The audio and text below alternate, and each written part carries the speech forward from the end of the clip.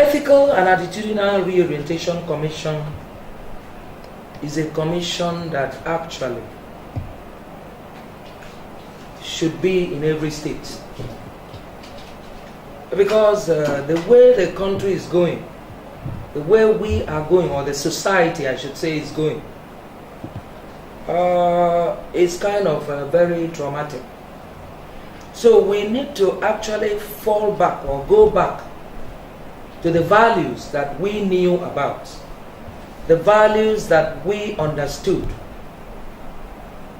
values that actually are moralistic, that is the morals. And then you find out that the society is filled up with mixed people, mixed multitude. You see people that think and plan evil. You see people that are very straightforward in whatever they are doing. You see people cool, calm, and very calculated. You see people that actually are very constructive in whatever endeavor they find themselves. And therefore, why we are here is to kind of re-engineer the society and bring it back, most especially Akwa Ibom State, because we have been known for our Christianity. We are very hard-working people. We are people that are very hospitable. We are people that love God, peaceful people. So we are here to make sure that we bring back the people on track so that they can be ethically sound. They can have a complete turnaround in their attitudes towards life. When we came on board, precisely in August, we were sworn in August, and right from August, we have actually tried to see how we can, get a blueprint for this commission. First of all, Akwa Ibom State turned 30 in September. So we thought about what to do to at least announce our arrival and our existence. We had a choral infotainment package which we showcased the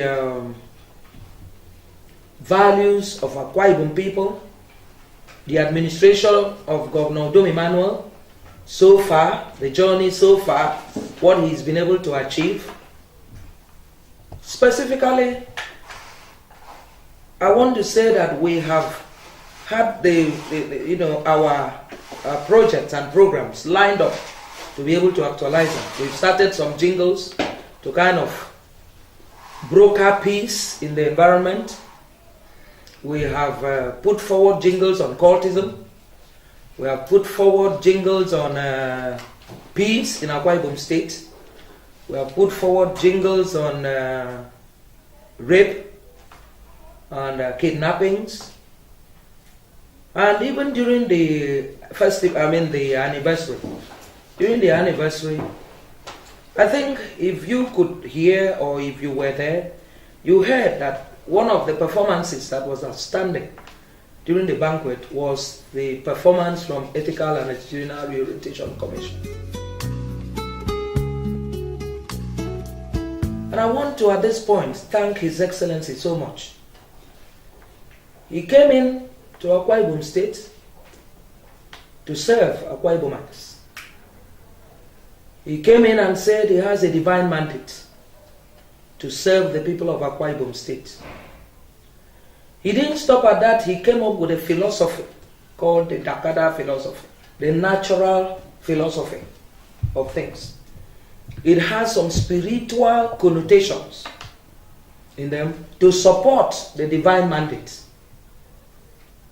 Somebody says he has a divine mandate, and then the next thing he does is to come up with the Dakada Creed. And you see so many things. The tenets of the Dakada Creed is not supposed to actually bring about any division in Akwa Ibom State. It is not supposed to bring about any ethnic division.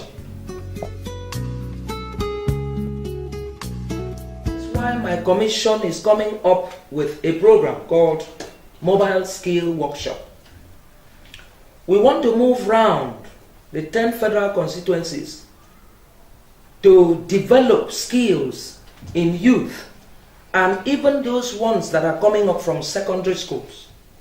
So that at least by the time you graduate from secondary school, you would have acquired a skill. Something that you can fall back on.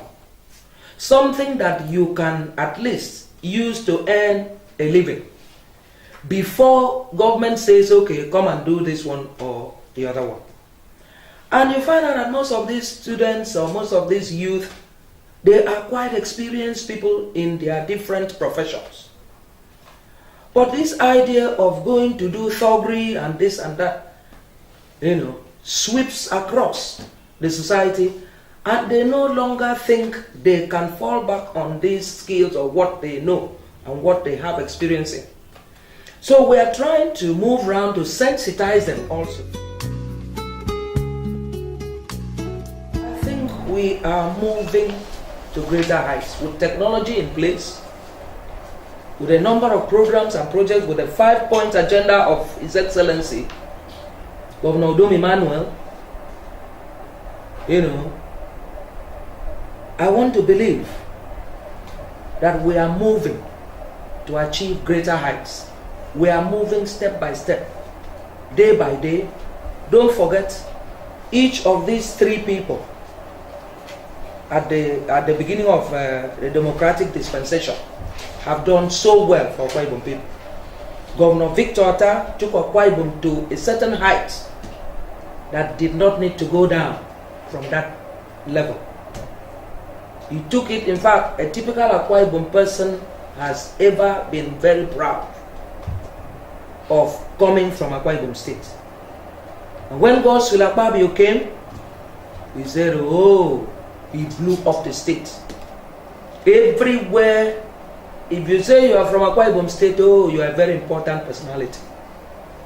I remember traveling to Mombasa, Kenya, and at the airport, I had a bag. I was written Akwa Ibom, and somebody looked at it very well and said, oh, you're from this place in Nigeria? I said, yes. And then he said, I have a friend in Nigeria, in this. I have a friend. I said, who is it? He said, he's the mayor of that city. He's the mayor, I think his name is Godswill. I said, oh, that's my governor. And he says, man, that man is good. That man is good. He was giving him kudos. And that is, Victor Otta has finished his own 8 years. Godswill Akpabio comes in, takes his own 8 years, finished and left a solid legacy. And then Governor Ibom Emmanuel has started. 2 years, this is getting to the 3rd year, and see what he has done. He has done so much as far as industrialization is concerned. He has done so much as far as political inclusion is concerned. Recently, you see, Oron, it was like we are going to forget about Oron Nation, but all of a sudden Oron came up. SSG. Oron is being, everywhere now is bubbling, is speaking Akwa Ibom project. Everybody, Orono, Anango, Ibibio, we are all speaking Akwa Ibom language because of this political inclusion of His Excellency, Governor Ibom Emmanuel.